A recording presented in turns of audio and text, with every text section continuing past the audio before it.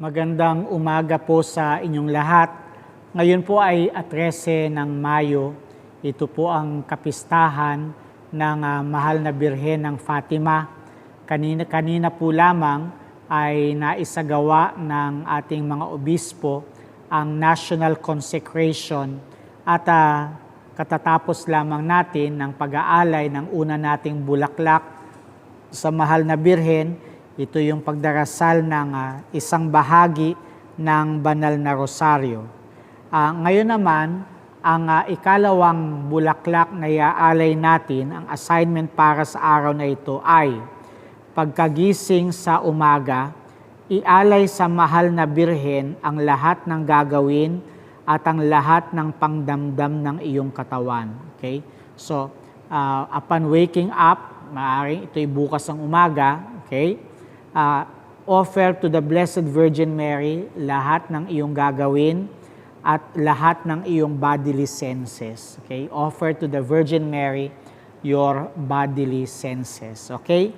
So yon ay ang ating assignment para sa araw na ito hanggang bukas. Okay? Ang araw na ito ay itinalaga, we are setting aside this day as a day of consecration to the Immaculate Heart of Mary. Okay? Kaya sana po makibahagi, let us unite our hearts with the bishops of the Philippines, okay? As we elevate, raise up, consecrate to the Mother of God, to the Immaculate Heart of Mary, our own selves and our own families. Sa ika-13 araw ng ating Flores de Mayo, ay gaganapin natin ang pagninilay tungkol sa eskandalo. Scandal. Okay, scandal. Yung salitang scandal na yan, kadalasan ginagamit na ngayon yan sa internet. Pero madalas yung scandal na tinutukoy diyan ay yung mga sex video. Okay? Pero ano nga ba yung iskandalo? Well, yung iskandalo ay masamang halimbawa. Okay? Yun talagang iskandalo. Ang pagbibigay ng masamang halimbawa, lalo tigit sa mga inosente o sa mga walang malay. Okay? Mga walang malay sa anumang bagay na makamundo. So, ang kasalanan na tinatawag na iskandalo, okay, ay kasalanang napakabigat dahil ang sa kasalanang ito na pagnanakawan ng kaluluwa ang ating Panginoong Diyos. No? Na pagnanakawan siya ng isang kaluluwa. At ang kaluluwang iyan ay pinamuhunanan at pinanggugugulan ng ang kaluluwang ito ay binibigyan, pinanggugugulan ng maalab na pagnanasa sa kamatayan, pagnanasa sa kadusta-dustang bilangguan, okay? Pula, libak, dugo, at kamatayan. Okay? Bakit sasabing ganyan? Kasi kapag inagaw mo ang isang kaluluwa mula sa kamay ng Diyos, inilalapit mo ang kaluluwang iyan sa kamatayan. Inilalayo mo siya sa Diyos na pinanggagalingan ng buhay, at ang taong ito ay inilalapit mo sa kapahamakan. Okay? Ang ginawa mo na mawala ng kabuluhan sa kaluluwang iyan, ang hirap at sakit ng manunubos sa krus. So, kapag ninakaw mo ang isang inosenteng kaluluwa mula sa kamay ng Diyos, pinawawalang halaga mo yung paghihirap at yung pagbata ng hirap at kamatayan na iginugol ng ating Panginoong Hesukristo upang maligtas ang taong iyon. At ang kanyang masintahing puso, remember yung mga walang malay, yung mga inosenteng tao, talagang ang pagmamahal nila sa Diyos, ang pagsinta nila sa Panginoon ay gayon na lamang. Pero ginagawa mo o inaalis mo ang pag-ibig niya para sa Diyos na dapat sana ay pinanggagalingan ng giliw at aliw. Pero pinapalitan mo ito ng hapis ng pagkakasala. Okay? Kaya nga ang taong nagbibigay ng maling halimbawa, okay? Ang taong nagkakasala ng kasalanang iskandalo ay katulad ng demonyo na mula pa noong unang-una ay pumapatay na at nag-aanyaya sa mga sa mga kaluluwa. Remember that the devil is a deceiver and a murderer from the very beginning. And the person who commits scandal, okay, is like the devil. He deceives the innocent soul and murders the soul of that person. Okay? Pinapatay mo at inaanyaya mo na magkasala ang kaluluwa na walang kasalanan. Ito'y pagkalaki-laking kataksilan, pagkalaki-laking kasamaan. In fact, ang sinasabi nga ng ating Panginoong Hesukristo, sa wimpalad ang mga nagdudulot ng eskandalo sa mga maliliit na ito. Mabuti pang siya ay talian ng gilingang bato sa kanyang leeg at ihagis siya sa dagat kesa sa maging sanhi ng pagkakasala ng isa sa mga maliliit na ito. Okay? So, alam niyo, sa dinami-dami ng kasalanan sa mundo, ang pagdudulot ng iskandalo o yung pagdadala sa walang malay patungo sa kasalanan, ito yung isa sa kakaunting mga binanggit mismo ng ating Panginoong Hesukristo bilang mabigat na kasalanan. Isipin niyo si Jesus na mapagpatawad, si Jesus na hari ng awa, si Jesus na maamo at mababang puso, mababang loob, ang mismo magsabing, mabuti pang talian ng gilingang bato ang leeg ng nag-iiskandalo at ito'y ihulog sa dagat. Okay? Kaya, pag-ingatan natin yung kawalang malay ng mga bata. Okay? Pag-ingatan natin yung pagiging inosente ng kanilang kaluluwa. Okay? Pag-ingatan natin yung pagiging inosente ng mga kaluluwa nila. Naku, lalo tigit yung mga yung mga involved sa catechetical ministry. Okay? O at saka yung mga involved sa youth ministry. Dapat nun ang mga ministries na ito ng ating simbahan na nakatutok sa mga maliliit o sa mga kabataan. Ang mga ito dapat ay mag-ingat sa pagkakasala ng iskandalo o yung pagbibigay ng maling halimbawa sa mata ng mga bata. Kung ikaw ay magulang, kung ikaw ay nakatatandang kapatid, mag-ingat ka na magbigay pigilan mong sarili mo na magbigay ng maling halimbawa sa harap ng mga nakababata. Kasi ang nakikita ng mga bata, kaagad-agad ginagaya ng mga bata ang mali na nakikita mula sa matatanda. Ang kasalanang eskandalo ay isang punlaan ng maraming kasalanan. Okay? Ang iskandalo ay punlaan ng maraming kasalanan. Bakit? Para siyang Pandora's box.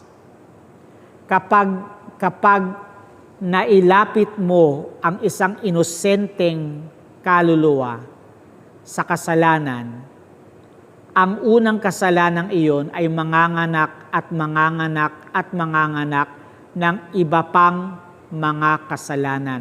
Marami pang kasalanan. At tatandaan natin na kapag sinanay natin ang ating kaluluwa sa pagkakasala, nagagawang maging manhid ng ating konsyensya. Okay? Di ba yung manhid, yung naging kalus, no? Yung parang kinakalyo ang ating konsyensya. To the point na sa kakapalan ng kasalanan, dumadating tayo sa sandali na ang kasalanan ay itinuturing na lamang nating normal at walang masama at hindi dapat ikabahala. Pero tatandaan natin, whether you are concerned about the gravity of your sin or not, a sin is a sin. At ito ay nagdudulot ng kapahamakan ng tao. Okay? Ang kasalanan ng batang iyan, dahil sa hinikayat mo na sumunod sa iyong masasamang halimbawa, okay? Ang magiging kasalanan ng batang iyan ay magiging ituturing na kasalanan mo rin. At ang lahat ng kanyang ginawang kasalanan pagkatapos at ibinubulaklak ng masama mong hatol at turo ay pawang kasalanan mo na rin. So, we should take responsibility for the sins of the people we scandalize. Okay? Take responsibility. Dahil ang kasalanan ng isang walang malay, okay, kapag ito'y nahirati sa kasalanan, ang kasalanan niya ay nagiging kasalanan mo. Dahil sa iyong masamang halimbawa, okay, kung hindi dahil sa iyong masamang halimbawa, hindi sana niya matututunang magrebelde laban sa Diyos. Okay? So nagkakasala siya at sa kasalanang ito ay nagiging guro naman siya sa iba na magkasala. Okay? So halimbawa, tinuruan mo ang isang tao, ang isang bata, okay, na magsalita ng masama. Na-pick up niya mula sa iyo yung kasalanan ng pagmumura. Later on, yung ibang tao, yung ibang bata din, ay tuturuan din niya na magmura. Kaya nga nanganganak ang iyong kasalanan. Nanganganak ang iskandalo. Okay? Palibhasa, nagmula sa unang iskandalong galing sa iyo ang kanyang itinuro. Kaya ikaw din ang may kasalanan. Okay? So, anong di mabilang na kapal ng kasalanan ang dumadagan sa iyo? Ang iskandalo ay labis na utang sa Diyos. Isang utang sa Diyos na labis ang laki. Dahil ang nagbibigay ng iskandalo ay lumalaban sa Diyos, kumakampi siya sa demonyo, at tumutulong sa kanya sa pagsira ng kaluwalhatian ng Diyos. Okay?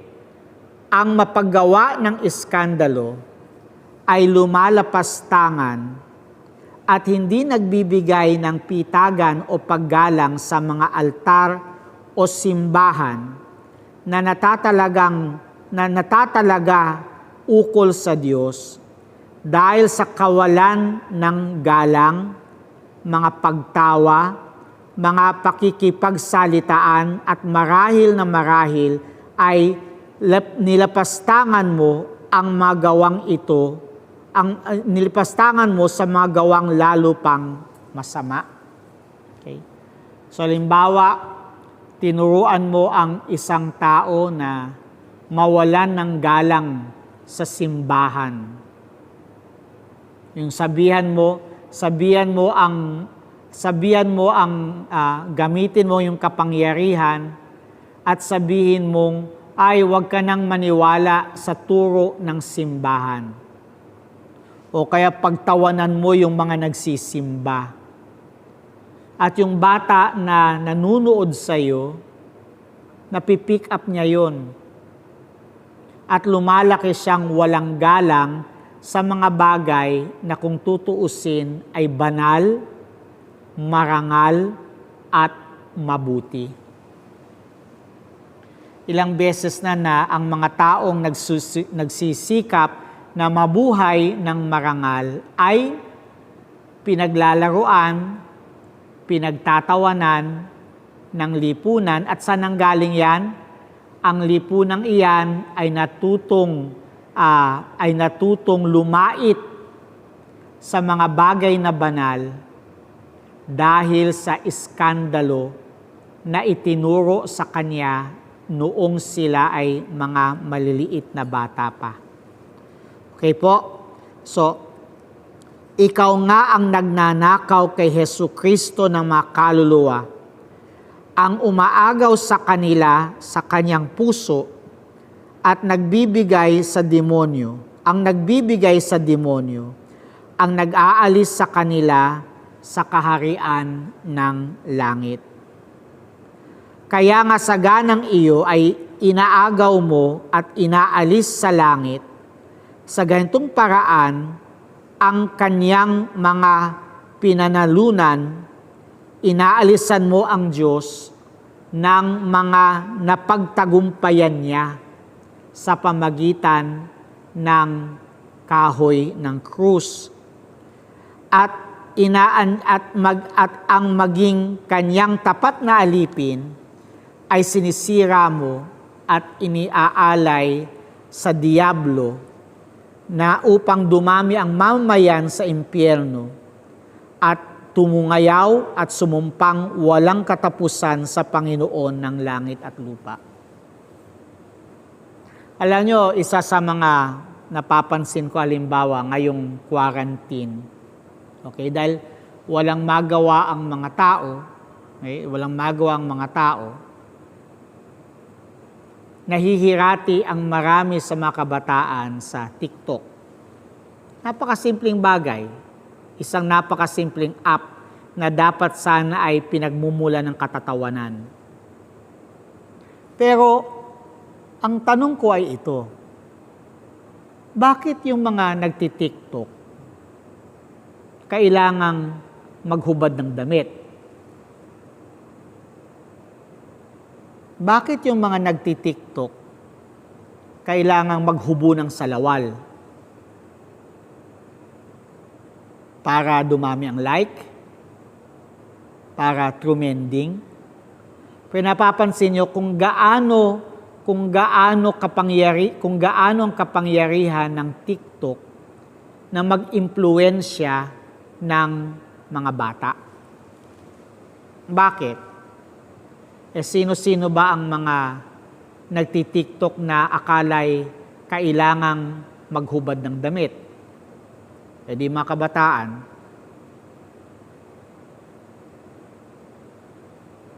kaya nga, alam nyo, ang isang bagay na maaaring pagmula ng malinis na kaaliwan, good humor, good entertainment, ay ginagamit mismo ng maraming tao upang magdulot ng iskandalo sa mga walang malay. Okay? Ang isang bagay na dapat sana ay nakapagbibigay ng clean, good fun, ay ngayon ay ginagamit upang magbigay ng masamang halimbawa sa mga bata.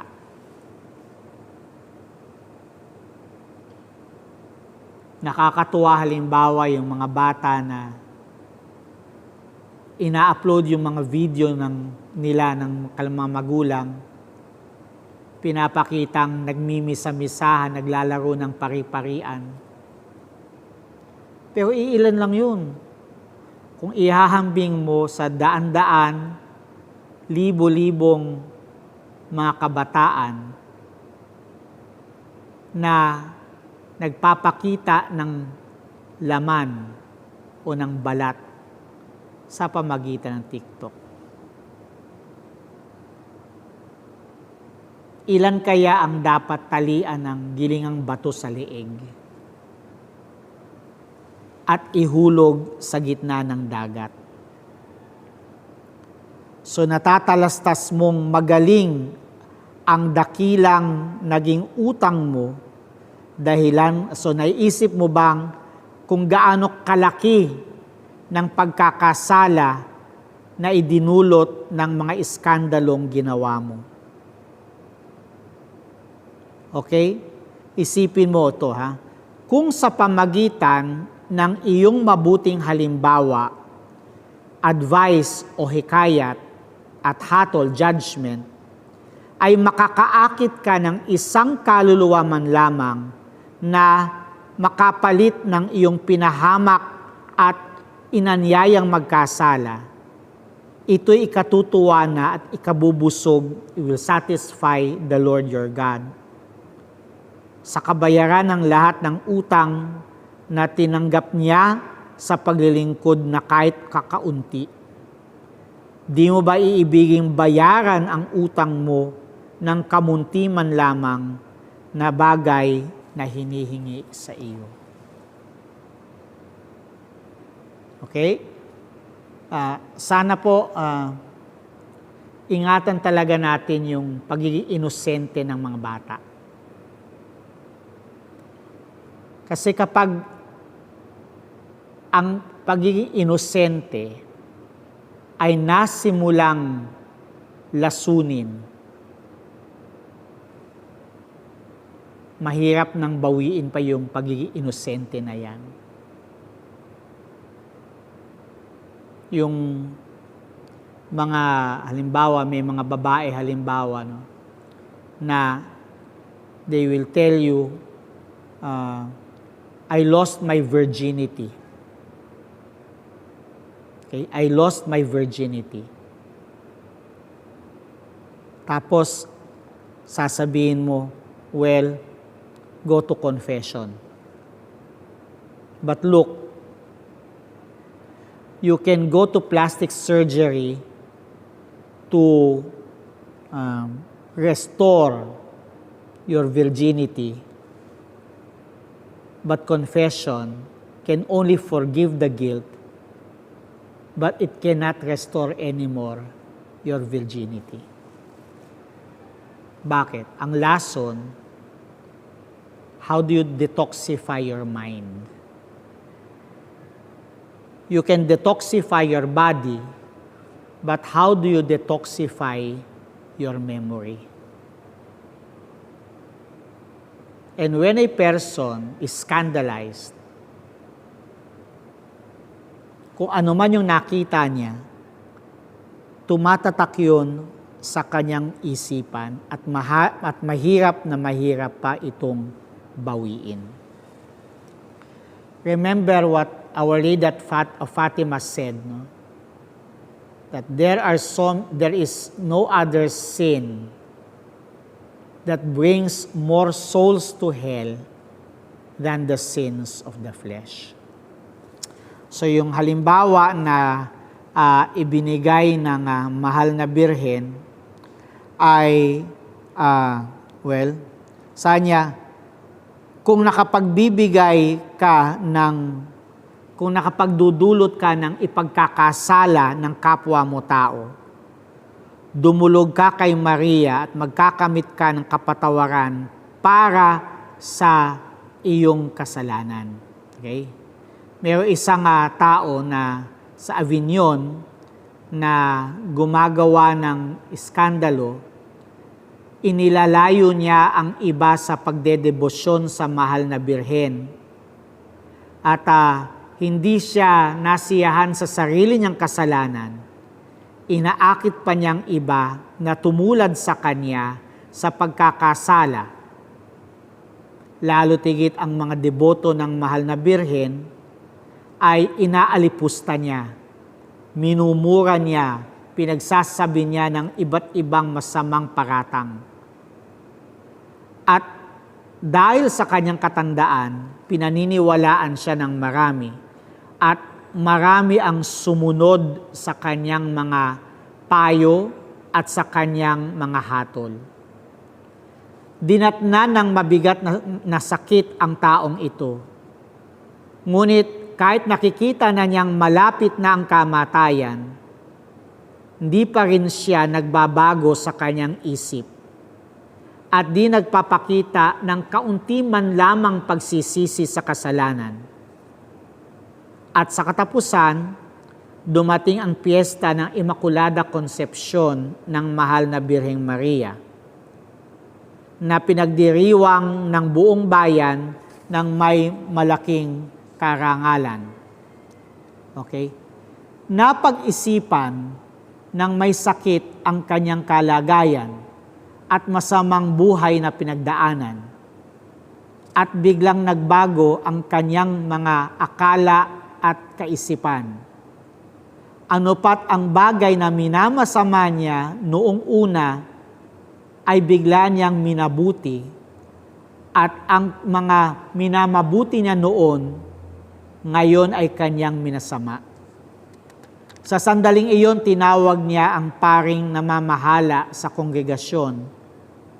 At noong una, ay hindi ito, ay ayaw niyang makita ang mga paring iyan. Ngunit ngayon, bigla naging mahalaga ang pagpapatawag ng pari. Dumating ang pari, niyakap